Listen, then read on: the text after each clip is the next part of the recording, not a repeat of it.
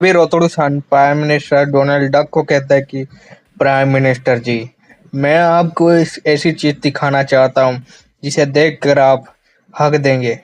फिर हम देखते हैं किसाशी मियामोटो को, जिसकी मम्मी को यहाँ पे लाया गया है लैब के अंदर। अभी अपना डोनाल्ड डक शौक होते कहता है कि ये तो एक इंसान की मम्मी है, जो कि एक प्राचीन इंसान है। दिखने तो ऐसा लगता है कि किसी महान मशहूर समुराई तलवारबाज की बॉडी लग रही है, वो भी इतनी बड़ी।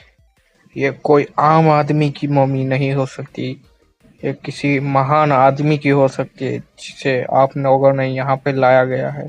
ये किसकी मम्मी है? बताओ रोतुड़सान, किसकी मम्मी है? रोतुड़सान कहता है डोनाल्ड डक से कि एक ऐसे आदमी की जिसे आप खुद पर्सनली जानते हैं। ये रोतुड़सान की बैकग्राउंड में आवाज चलती है, कहते हैं कि आप यहाँ किससे मिलने वाले हैं? एक ऐसे आदमी से जिसे आप खुद जानते हैं, पर वो एक ऐसी जगह रहते हैं इतनी दूर कि आप खुद भूल जाएंगे कि वो कौन है। रोतुड़सान उनका नाम लेता है। उनका नाम है महान स्पोर्ट्समैन किसाशी मिया मोटो सान। वो महान तलवारबाज जो कि इतिहास में अपना नाम छोड़ के गए थे। एक ऐसे समुराई जिसे कोई नहीं डिफीट कर पाया पास्ट में। डोनाल्ड डक पूरा शौक आ जाते, क्या आप कह रहे हो वो मशहूर मियामोटो की ये मम्मी है क्या? समझ के आप इसे यहाँ उठा के लिया है क्या? आप इससे क्लोन करना चाहते? डोनाल्ड डक को रोतुड़सान कहता, अपनी आवाज नीचे करो।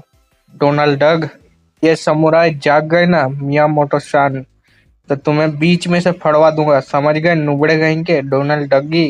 रोतुड़सान हंसते हुए कहता है अरे डरो मत, डरो मत, डरो मत, ये तो एक सिर्फ प्रोजेक्टर है जिसे हम जगाने की कोशिश कर रहे हैं, इसलिए उसे शुरू किया गया है ताकि इनके सेल्स को जगाया जा सके फिर से जिंदा करने के लिए। आप ये क्या बोल रहे हो रोतुड़सान? क्या किसाशी मिसाशी मियामोटो को फिर से रिवाइव करने का, यानी कि क्लोनिंग करने का प्रोजेक्ट? रोतोड़ू-सान डोनाल्ड डक को कहते हैं कि हमारी टीम बहुत सालों से, यानी कि बहुत सालों से मियामोटो सान को जगाने की, यानी कि उनके सेल्स को जगाने की कोशिश कर रही है, और इसे लीड कर रहे हैं हमारे टकले मिस्टर जॉनी सिंस प्लम्बर वाले, जो कि इसे लीड कर रहे हैं जगाने के लिए ताकि मियामोटो सान को जिंदा किया जा सके। हेलो, मेरा नाम है टकला जॉनी सिंस पाइप मैकेनिक, जो इंसानों की रीढ़ की हड्डी होती है।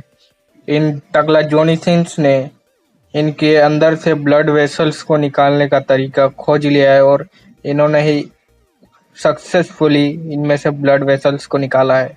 और तो और आर्मिसिस को भी इतना सुरक्षित तरीके से निकाला है इन्होंने कि टकले जॉनी सिंस पाइपलाइन वाले का जवाब नहीं बोला जा सकता, इसलिए हमने इन्हें चूज किया है। और हाँ, हमारे पास किसाशी मिसाशी मियामोटो के सॉफ्ट टिश्यूज और प्रोटीन दोनों मौजूद है हमारे पास, और इससे हमें जिंदा कर सकते हैं उन्हें।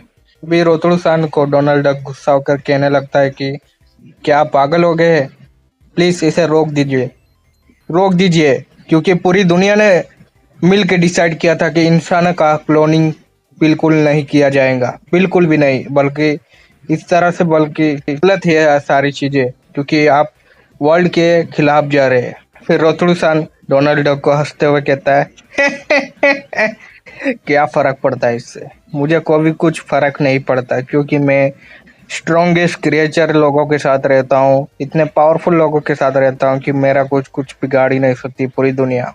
अगर मैं यूजरे को बोल दूँ कि एक गुस्से में पूरी दुनिया खत्म कर दो, खत्म कर देगा।